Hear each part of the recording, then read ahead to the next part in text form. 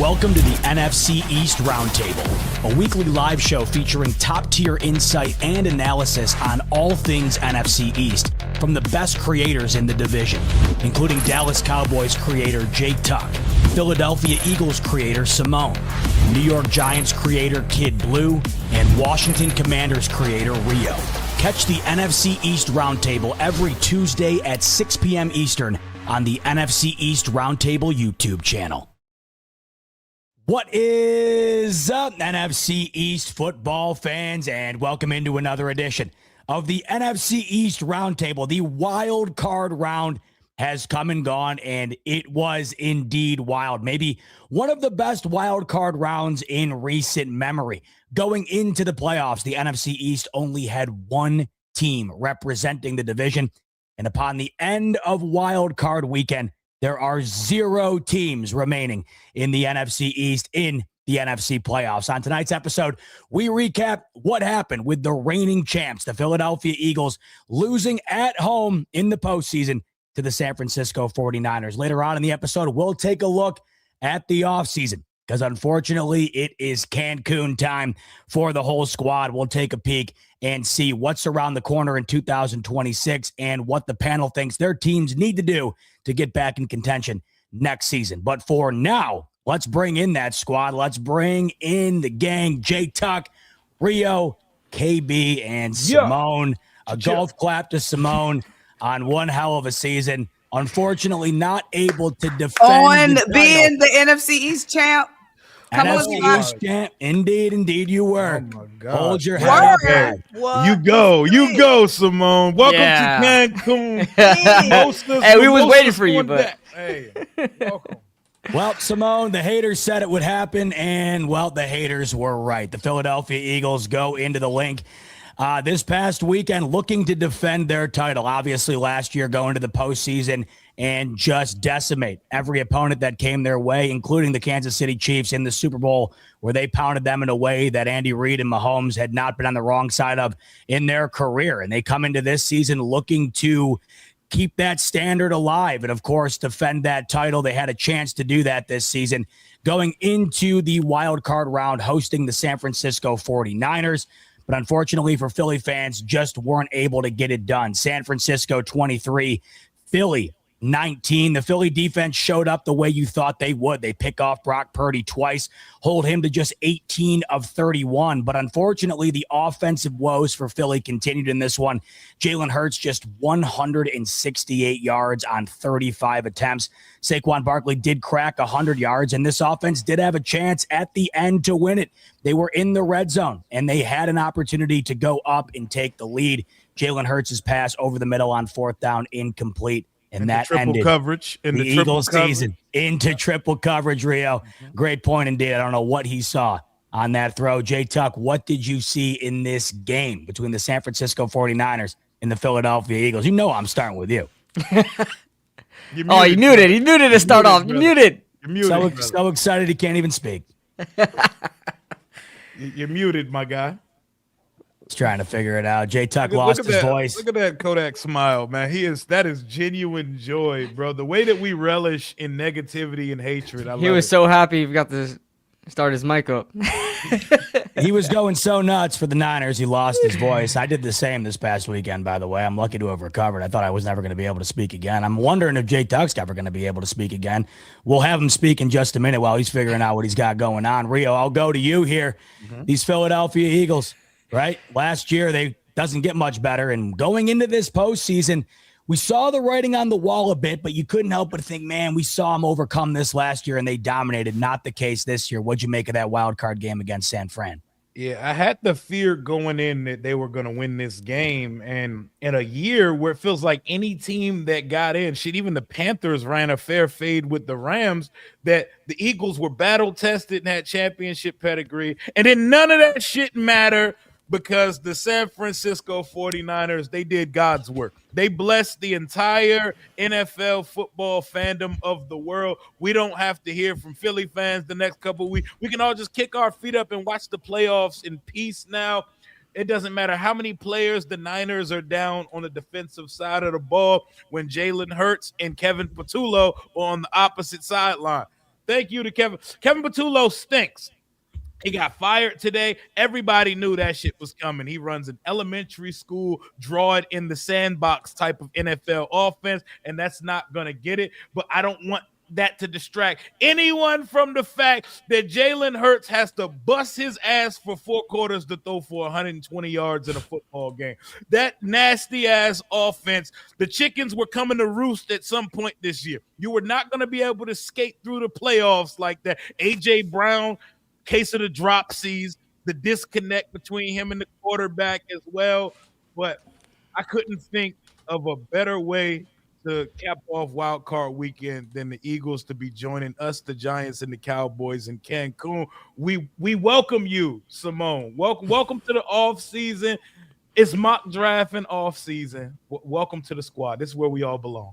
Misery loves company, but I don't think misery on this roundtable loves company more. I mean, this is where you're getting peak misery, and Rio is inviting Simone on the flight to Cancun. They'll depart at the end of the show here. J Tuck, how's that mic doing? Yeah, sorry. There we go. My cord got unplugged, kind of like the Eagles season. He definitely planned that. Yeah. I'm saying, look at the theatrics, right? I mean, time after time since we started this NFC East channel, especially this season, man, how many times do we have to come on here and say Tuck was right? Now, if you go back to my score prediction, I was only 1 point away. But I just feel sorry for the Eagles fans who really believe that this year they were going to be back-to-back Super Bowl champions when their offense was pathetic. Now, I know, right, you can blame Kevin Patullo. You can say it's all his fault, right, because his offense is prehistoric and 3 offensive coordinators in 3 years. But sometimes, especially when your team is struggling offensively, you got to take a look at the conductor, the person in charge. And when it comes to the person in charge, it starts and ends with Jalen Leroy Hurts. You know what I'm saying? So Jalen Leroy Hurts is to blame. It was pathetic. 168 yards. It was the situation when I sat back and watched Brock Purdy hit CMC with that little arrow route out of the shotgun offset formation. Look at me doing my little breakdown, right?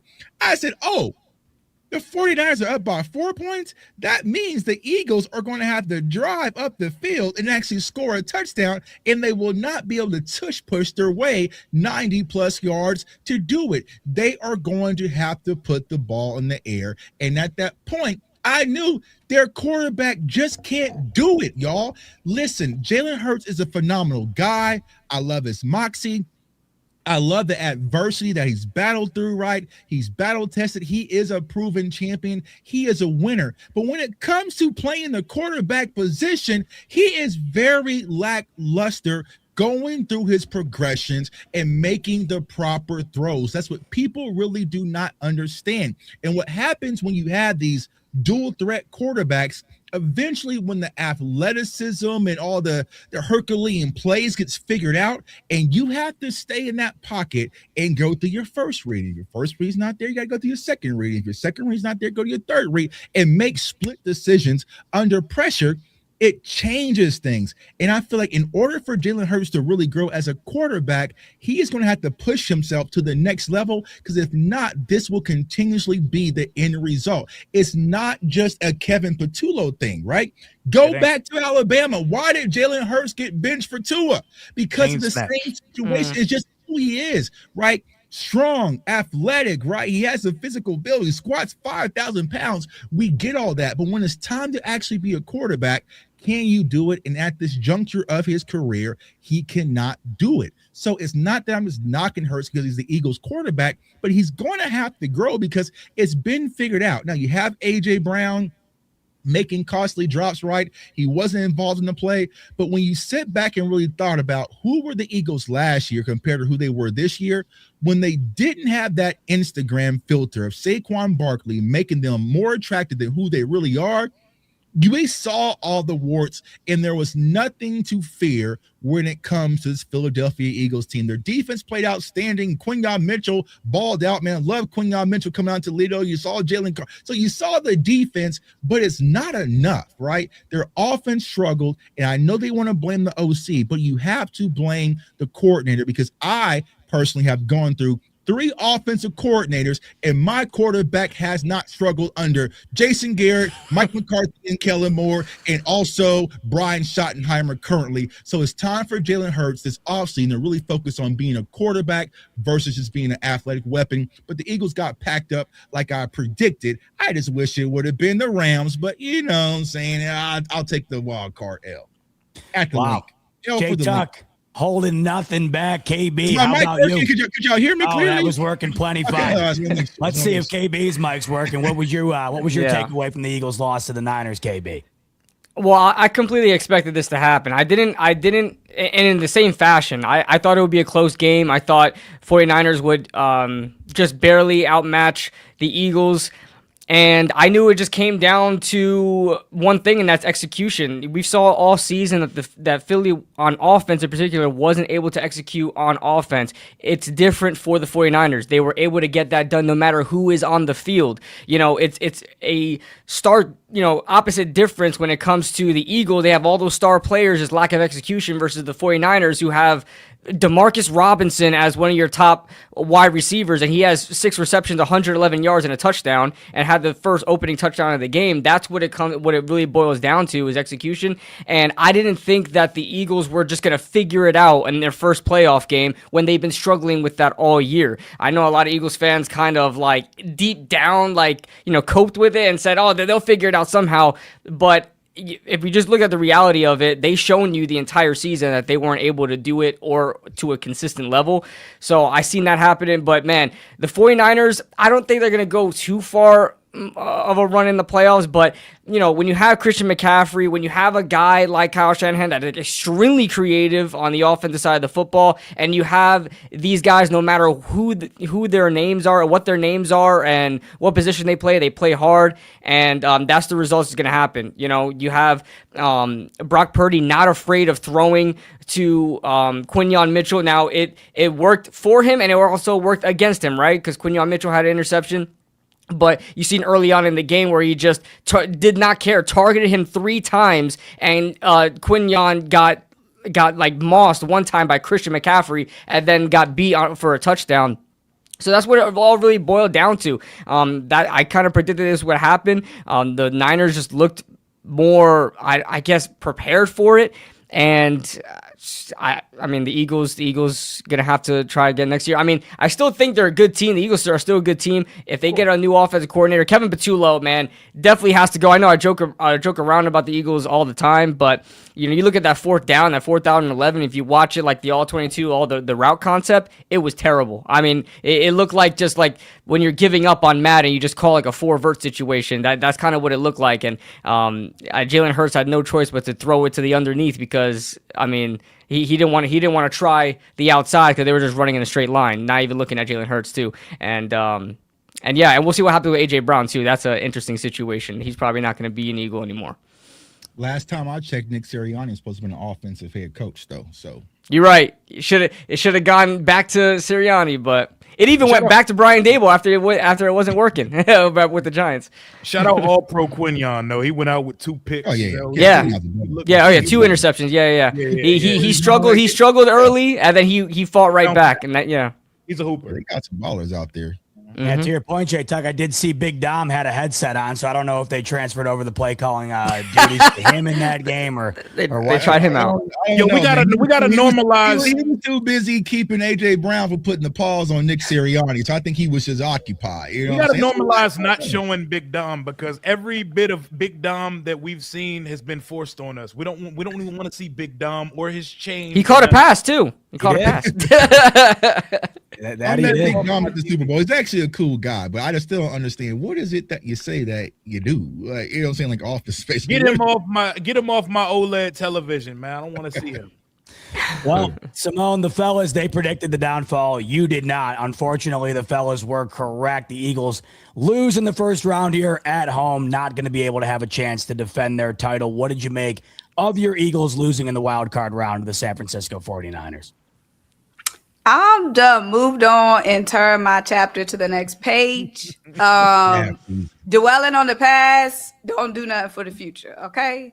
So going forward, I am grateful for the fact that we were able to make history in our division this year, becoming the first team to repeat as NFC East champs. With this being the NFC East Roundtable, I still am a champ, and I still am royalty every time I open this screen from now until this time next year, when one of y'all teams can try to take the throne from the Eagles. So I am just moving on to next season. What happened on Sunday at 4 p.m. happened on Sunday at 4 p.m. It's all about moving forward. But if you ask me how I feel moving forward, then I would say extremely confident, because this team, while we took a step back this season, we still were able to clear our division. We were still able to make the playoffs, whereas other teams take step backs and have losing records. Other teams are firing coaches week 2, are scraping and scratching and clawing for 3 wins. Okay, a down year in Philadelphia means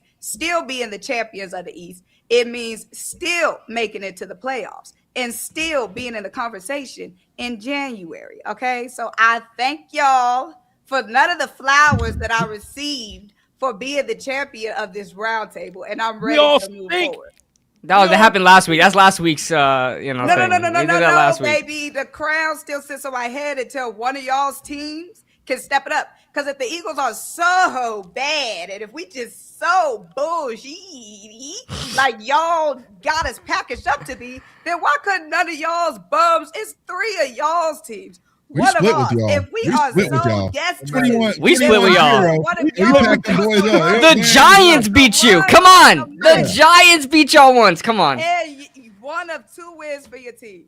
Y'all rested. Hey, we'll take it. That's my Super Bowl. Y'all rested. You're welcome. 1 of 7 wins for your team, and Zeba a loss for yours.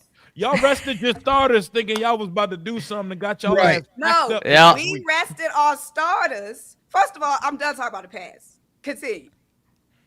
Well, I have a question. Why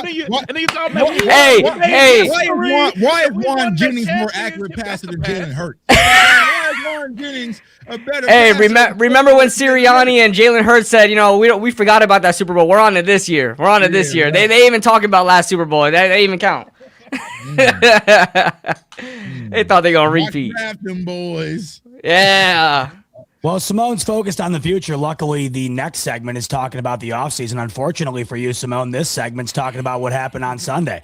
And I'm going to need you to tell me what happened on Sunday, because these Philadelphia Eagles, we just witnessed them a handful of months ago, about a year ago now, have one of the more dominant Super Bowl victories in NFL history. And you're that's the past. That's the past. They don't want to. The Eagles don't want to talk about that. They're on to this year. So now they're on the next year. That's what happens when your team has Super Bowl aspirations. Y'all have to dwell on the 1990s, the 1960s, the 1920s. Y'all have to rely on the past. When you an Eagles fan, you always got a bright future, baby. Okay, so I don't have to dwell on some past. Week 5 when we beat the Eagles. Is anybody 1992 when we went to the NFC Championship. I don't have to dwell on that. Okay, thankfully my organization. We won in every decade. To look forward to each and every year. I know everyone isn't blessed.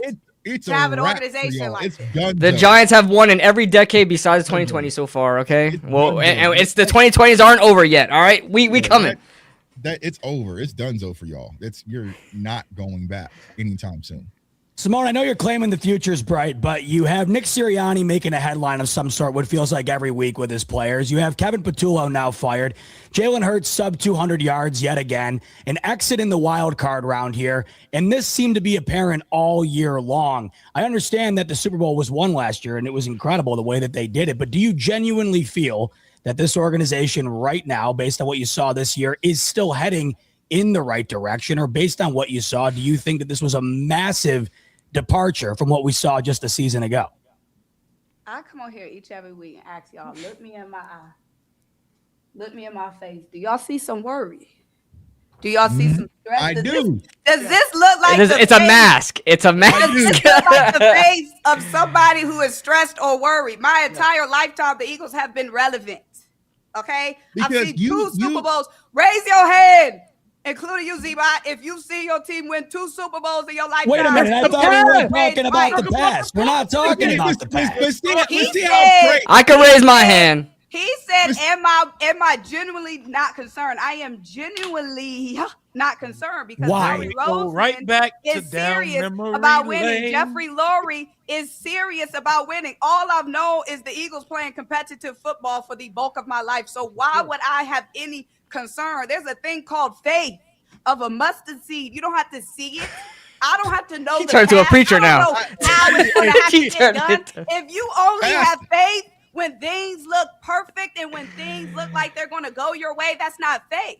I have blind faith. Okay, She be writing when for I That's wake a up hurt- that's a tomorrow, I hurtism don't right know there. who my She OC writing is for gonna Hurts, be. bro. She She Jalen Hurts ghostwriter.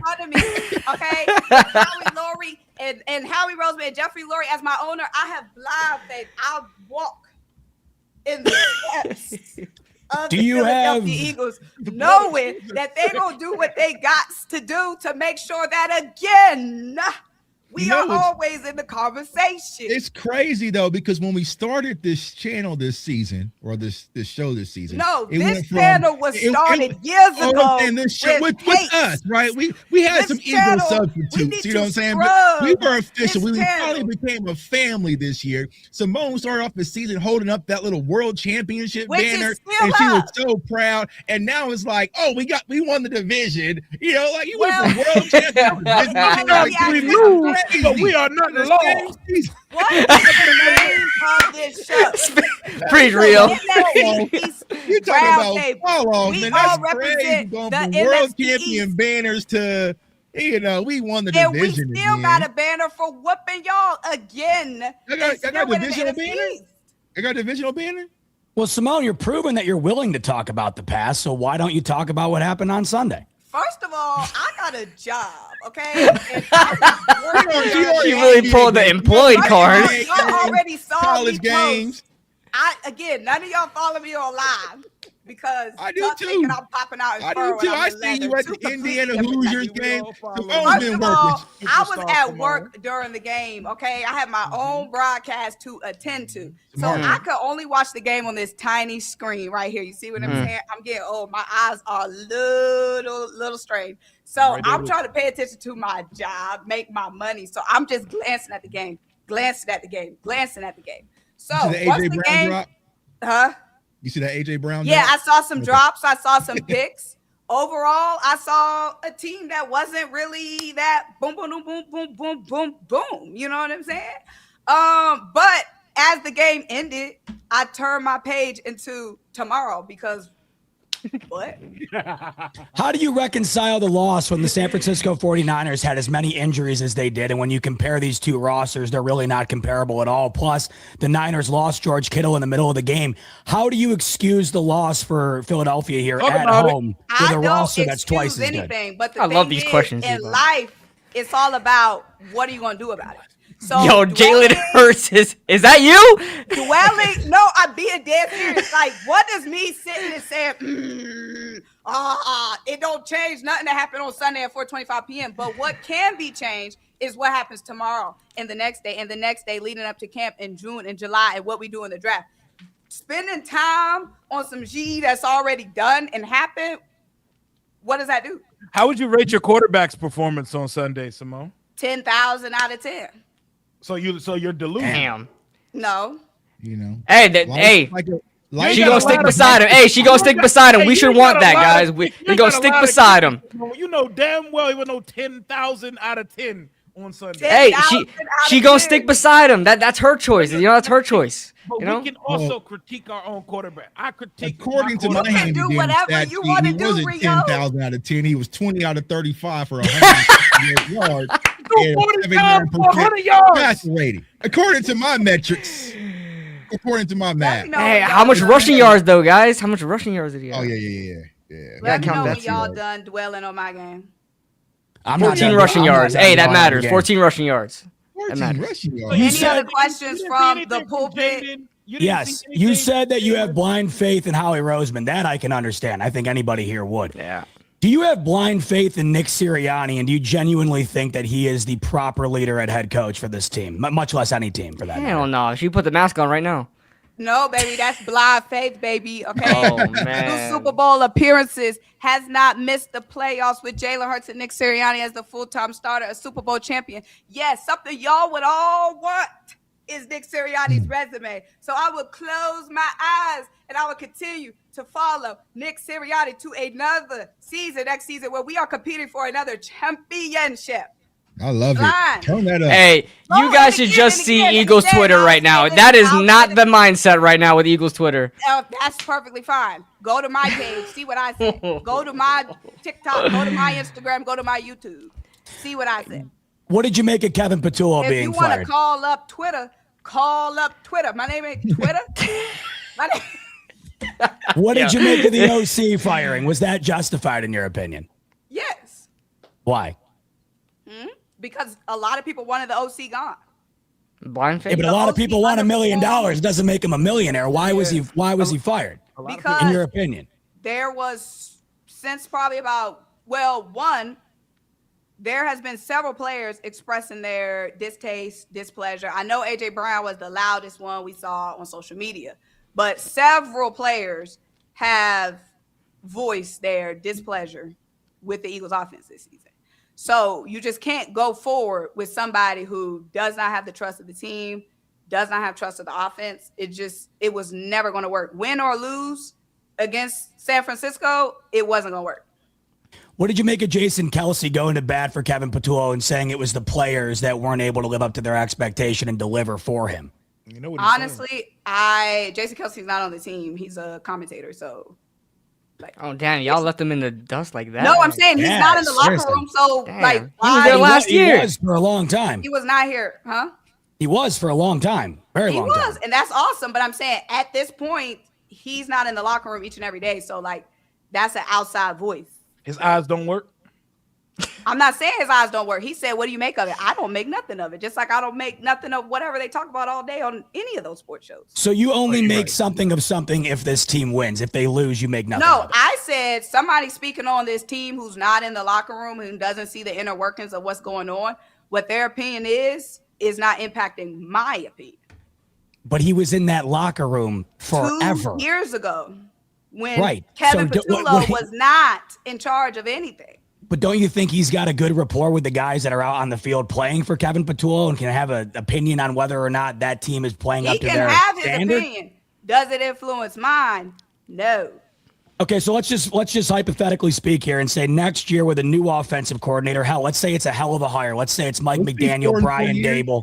Yeah, let's just say it's a hell of a hire, right? And you're knocking it out of the park, right? Brian Everybody Dable wants Mike McDaniel, Brian Dable, whatever. Say you land that, and then say we get a similar outcome offensively next season. When do you start to look at it and say maybe it's not the offensive coordinator? Just in a hypothetical situation, how do you look at that and say, how do you assess that situation overall, I guess is the best way I will have to see that when I see it, because I've seen the same offense with different offensive coordinators go to the Super Bowl and drop 35 plus twice. So you do think then the majority of these failures are on him? Two different offensive coordinators. So if next season we have a down year with a different offensive coordinator, I'll have to see what's all going on. I have to assess it. So then I guess that the takeaway is then you do think the majority of the failures of the offense were on Kevin Patullo then? I know a million statements have been made by players throughout this entire season saying they were not happy with this offense. They weren't happy with the identity of this offense. They weren't happy with the way that this offense was going. A million different players said it. AJ Brown was the loudest. They had to make AJ Brown right? Was AJ Brown right then? Why was he the villain? Who said he was a villain?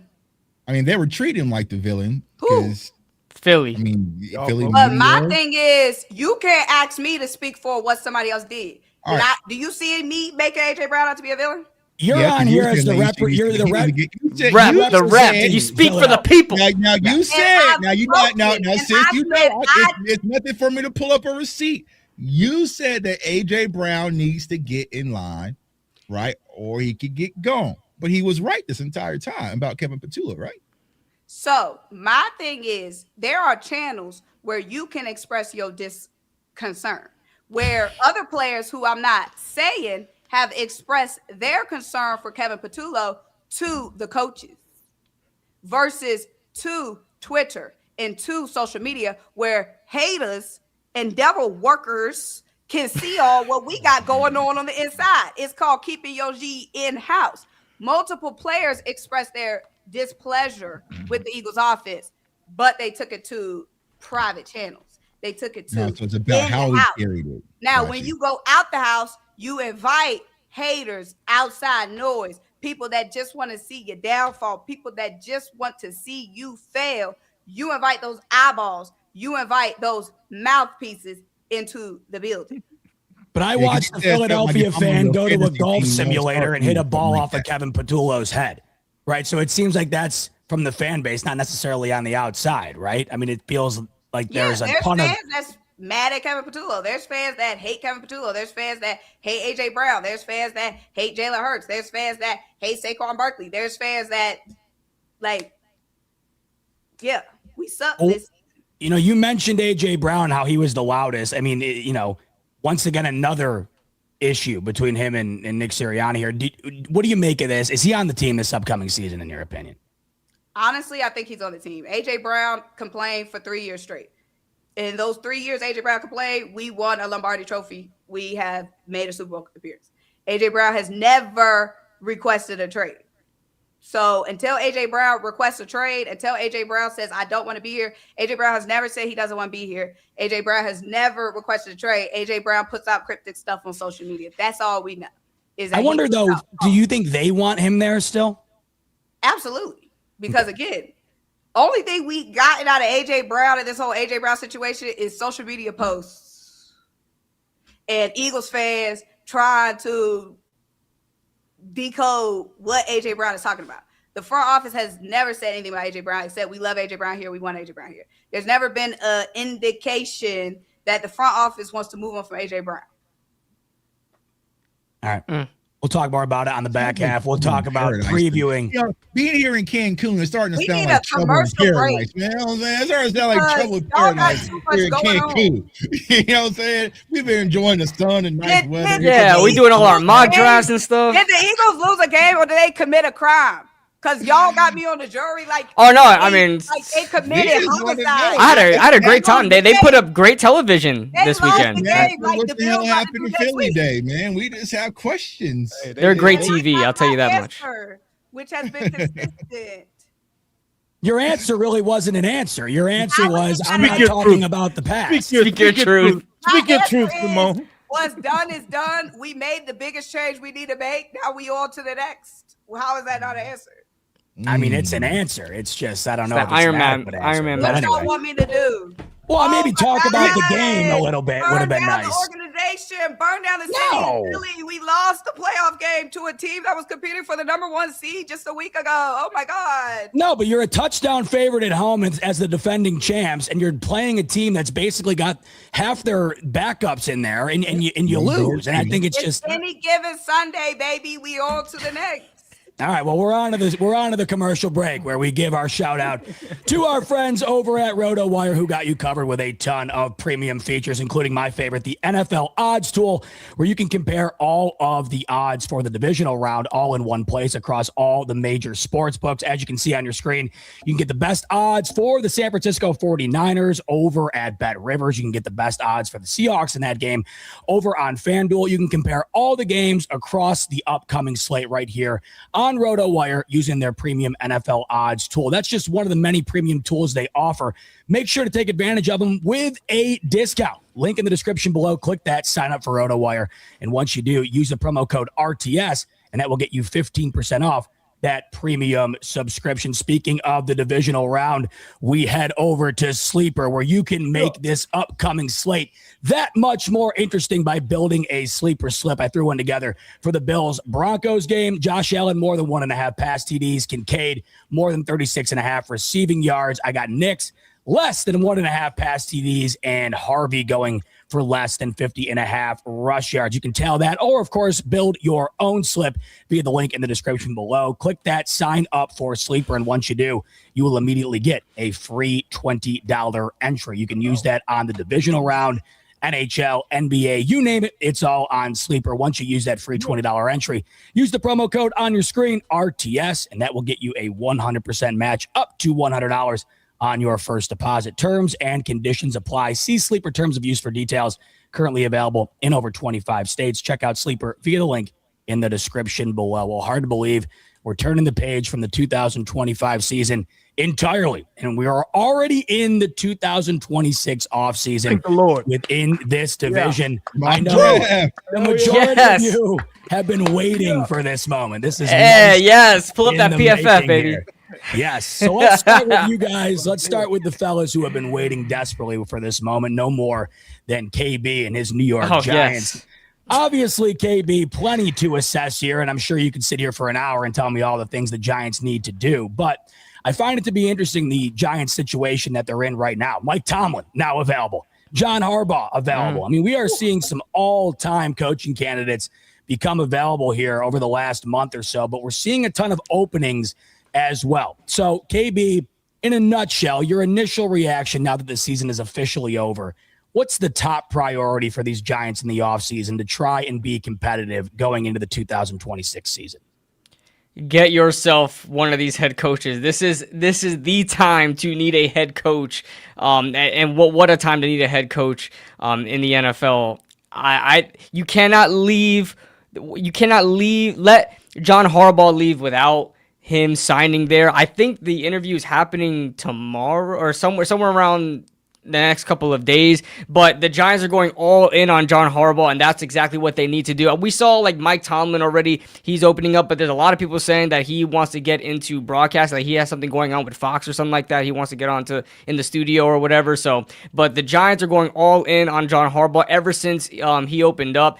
You know, before that, it was Kevin Stefanski and like even young guys like Chris Shula, Jesse Minter were doing an interview on. So we have great candidates. It was before all these candidates started popping up. I mean, the pick of the litter was like Arthur Smith and like a couple other guys. So thank God, like all these kind of all these situations happening that allowed these guys to be freed up. So I'm happy about it. I really think, you know, the priority there, to answer your question, Zeba, is get yourself a seasoned head coach. The Giants have tried this, you know, new young gun head coach, which I don't mind at all, but it just hasn't seemed to be working. I said it last week. The last time the Giants have had success with a head coach, it was with a seasoned head coach like Tom Coughlin coming from Jacksonville. So yeah, on the John Harbaugh, it seems like it's a favorite. The Giants are a favorite of his, that he prefers the Giants. So let's see. And the Giants are going all out. There's a list here. Chris Mara, who is the owner's son, John Mara's son, traveled to Baltimore to have lunch with him. This is before the interview, guys. John Mara had a long call with him. Joe Schoen had several calls. Tom Coughlin himself, the man himself, called John Harbaugh about the Giants job. So did Brian Daboll, the guy who just got fired, and Eli Manning. So they are going all in. So that's the priority. Get John Harbaugh to be the next Giants head coach. Wouldn't mind hearing what Brian Daboll had to say on that phone. I don't know. He was like, my son plays for the Giants, right? Jackson Dart. That is true. Daboll wants to see Dart succeed, of course. I think that's inevitable here. I think the Giants situation this offseason is certainly one that we're going to monitor the closest. Does he? I watched him pull that boy out the concussion tent. Does he want to see him succeed? Well, I think that's how badly he wants to see him succeed, Rio. Yes. I mean, my man got fined for that and probably fired as a result because of how bad that was. By the way, did you guys see the tent flip over the weekend, and we got to see what was underneath the curtain? Not a damn thing under there but a table. It reminded me of the Wizard of Oz. You peel back the curtain, it's just a guy. He ends up being the Wizard of Oz after all. It was hilarious.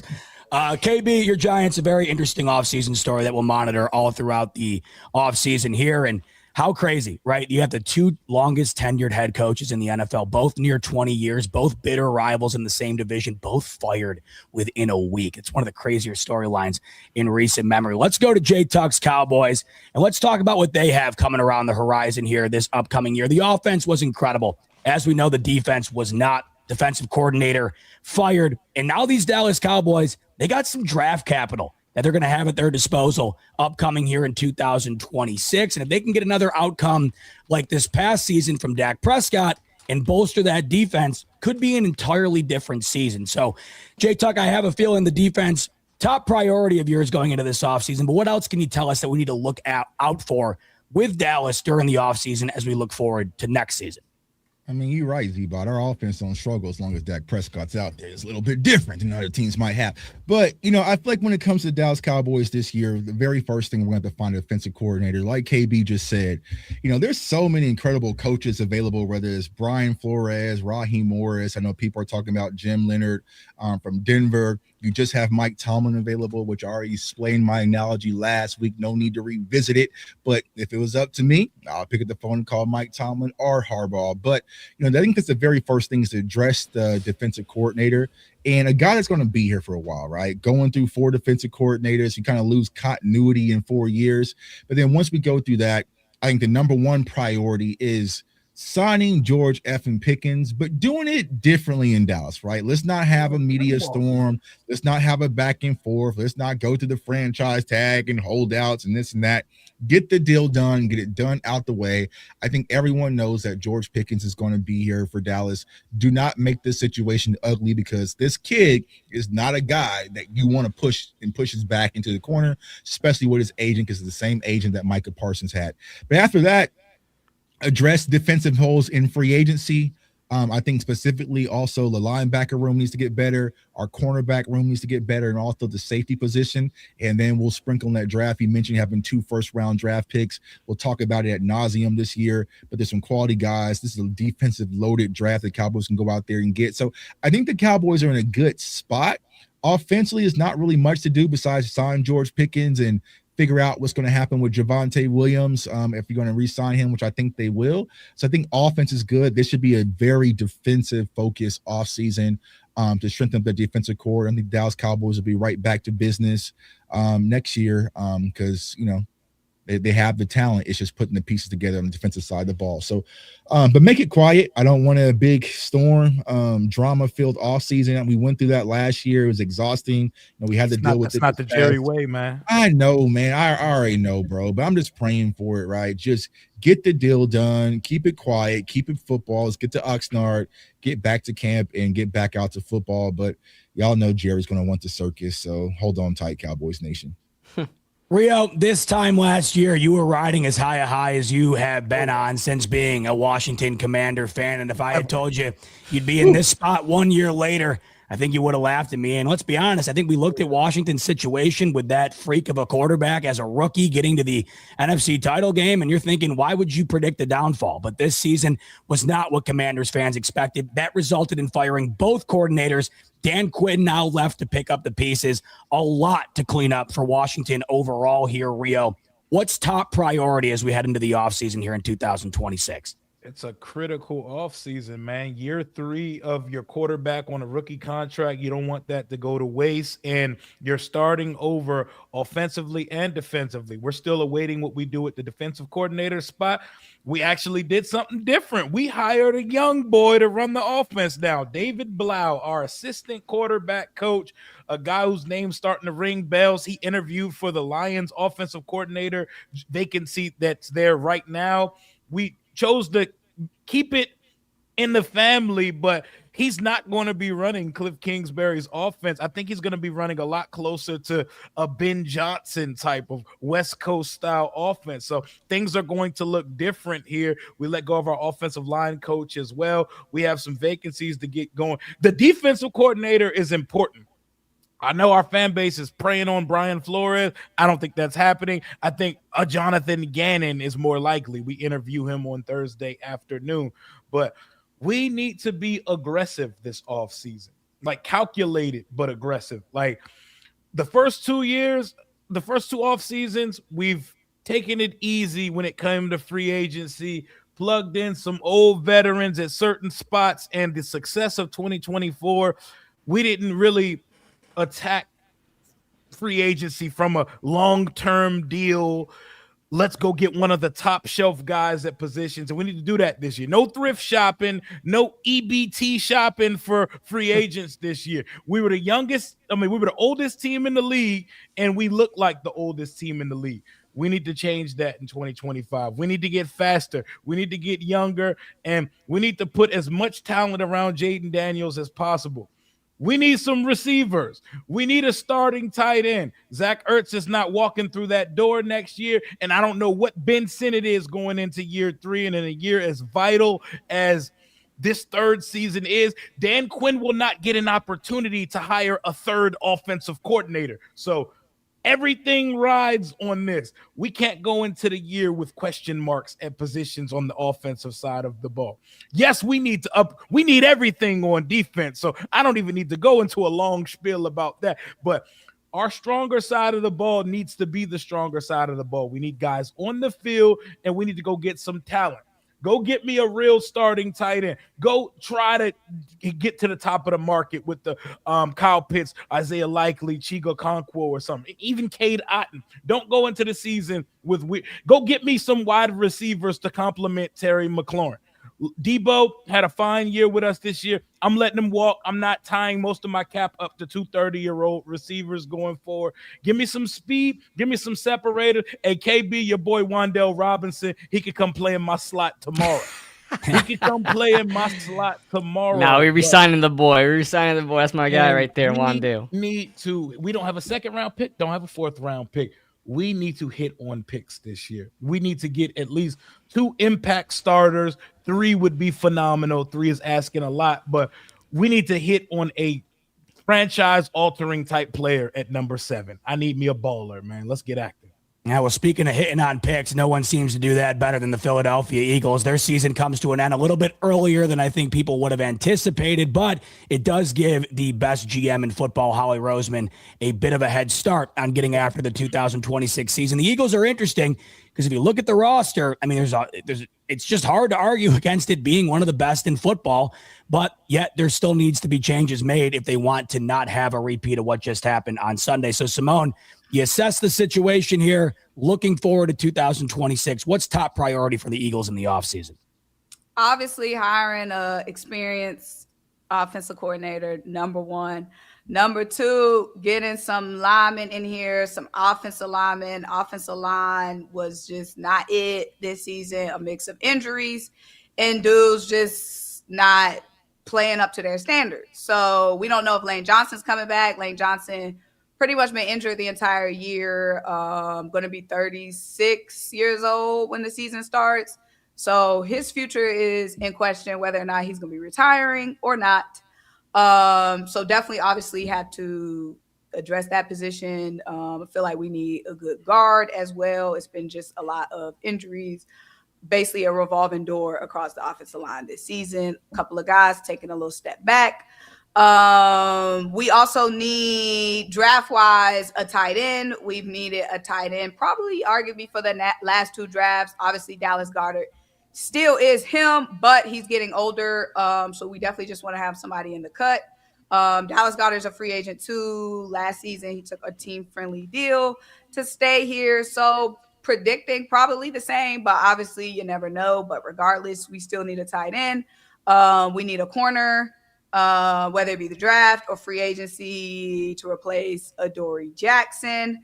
And then our biggest question, like free agency wise, is Nakobe Dean and Jalen Phillips. Jalen Phillips obviously coming mid-season. Nakobe Dean obviously being here his entire career.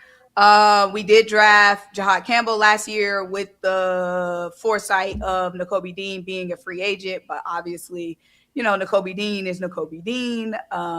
It's Nakobe Dean. So don't know what we're going to do there, but those are our biggest questions: is Nakobe Dean, do he stay? Does he go? Drafting and shoring up the offensive line, getting a cornerback to go replace Adoree Jackson, and finding our future tight end. And then Tons. obviously offensive coordinator. Yep, big time. Well, there's a lot to be hired, I guess, within this division, right? Multiple coordinators surrounding the panel here that will have to be filled, and there's just a lot to look forward to, I would say. Don't pick up the phone this draft here when Howie calls y'all, bro. Yeah. Please, Hey, hey, somebody else, man. y'all know either, y'all okay? can't Hey, J-Tuck, y'all either, okay? Well, we traded back and they got Smitty. We got Micah, man. That was We gave them Cooper DeJean, bro. First Right, of yeah, all, yeah. That ruined our plans, and it made us draft Kadarius Toney, man. Stop. y'all know y'all can't resist when we call. Yeah, block it, bro. Block it. I don't know what type of shit he be selling, man. I don't know how he be selling. Yeah, I don't know what he does, bro. He be getting all like. I know where all your family lives. Make this trade now. Unbelievable. Before we sign off, a couple of super chats to get to. The template. Say it with me. One of us. One of us. We know where Tim was. His rooting interest was on Sunday. Ashton saying, Cancun on me. Cancun on At 3. least he addressed me as queen. So That's yes, I true. will join you, Ashton, That's very for true. showing some respect. Green wingman. The Hurts will be moving on to his 12th coordinator since college. Nick's second failure on an offensive coordinator hire has greatly diminished his power. We discussed that offensive coordinator situation. Patula out. Yeah, thank you, Green Wingman. And once again, another area that we will monitor throughout the offseason, one of many in this division that are awfully interesting. 6'3", Mortis, defending against under 500 teams. And that's why I don't. Right. That's why I don't do it. Thanks for the super chat. So, wait, your quarterback didn't put 12 offensive coordinators in caskets? That's crazy, bro. That's crazy. Like, yo, I didn't know it was 12 of them. First of all, it's been 11 since. What was that? Was that Bel Air? Man, why don't he want me, man? Kellen Moore. Why you don't want me, man? Kellen Moore got hired after playing with Jalen Hurts, not your quarterback. Why nobody want me, man? Hey, that boy Kellen. Hey, Kellen Moore got him a quarterback that can throw that shit now in New Orleans. Boy, that boy don't know how to act right now. From Jalen Hurts. Oh my God, he can throw. He had to get resurgent after spending so much time destitute in Dallas. Jalen Hurts had to resurrect his coaching career. No, that wasn't the case, right? We got rid of Kellen Moore. He went to the Chargers first, and then y'all got him back. So he went to Justin Herbert before he got to y'all. We're on to the money talk. Mm-hmm. Speaking of Justin Herbert, good like guy, Jennifer Lopez of quarterbacks, bro. Yep. Door gunner. Eagles, same amount of playoff wins as the rest of the division. No name here today. Simone over here with the we didn't land on Plymouth Rock, my brothers and sisters. Plymouth Rock landed on us. Linda, 4-13, 5-12, and 7-9-1, and you're still trolling. And we all trolls will be trolls, Linda. And we they all can't on the change. Yep. And we all on the same goddamn couch right now. They can't Yep. change. And Linda. guess what? They 4-13, can't. and I had smiles on my face this weekend, so I'm All good. you have to do is pray for them, Linda. All you can do is pray. But They got an extra week of practice and feel all like them, all them wins more than my team, and you got a 1 week stay in the postseason, man. And still ain't gonna be the main story of Hard Knocks. It's gonna be us.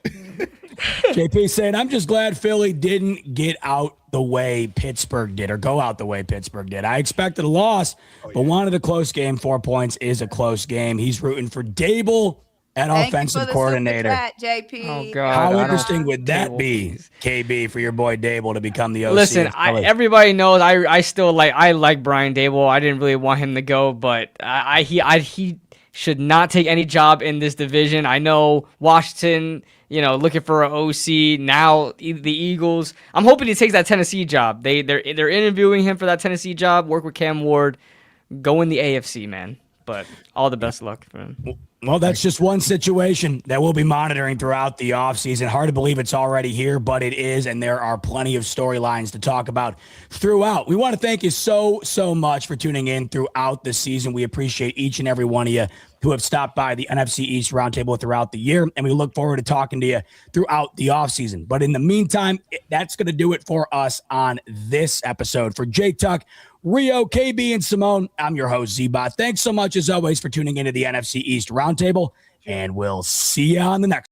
Roundtable Sports Network is your one-stop shop for all things NFL, with daily live shows covering all 8 divisions in the league, hosted by the best content creators on the web. all on one network. Catch the AFC East live every Monday at 7 p.m. and on Wednesdays at 6 p.m. The AFC West Roundtable live Tuesdays at 6:30 p.m. The AFC North Roundtable live every Wednesday at 6 p.m. The AFC South Roundtable live Tuesdays at 7 p.m. The NFC East Roundtable live every Tuesday at 6 p.m. The NFC West Roundtable live at 9 p.m. on Tuesday nights. The NFC North Roundtable is at 6 p.m. on Wednesdays, and the NFC South Roundtable is live Tuesdays at 8 p.m. EST. And of course, fourth and forever, the flagship show of Roundtable Sports Network covering all things NFL at 1 p.m. Eastern Standard Time on the Roundtable Sports YouTube channel. Real coverage, real fans.